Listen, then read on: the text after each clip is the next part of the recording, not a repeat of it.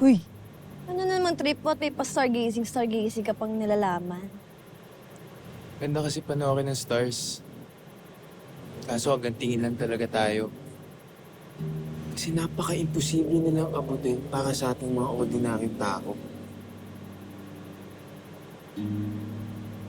Saan naman galing yung hugot na yan?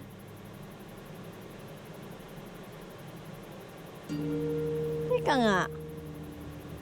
Kanina kakakwento ba lang sa akin na sinemahan ni Sir Elmo si Tera sa isang resto? Umamin ka nga. Nagseselos ka, no?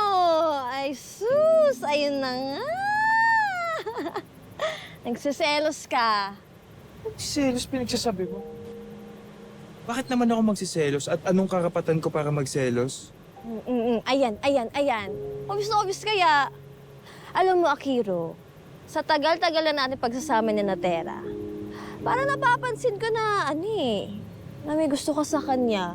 Pero alam kong torpe ka, kaya hindi ka pa rin umaamin. Tama ako, no? No?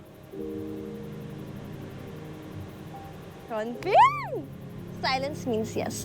At dahil dyan, ililiver mo ako ng milk tea na may maraming jelly because jelly equals jealous equals Akira. O, di ba? Torpe-torpe mo kasi.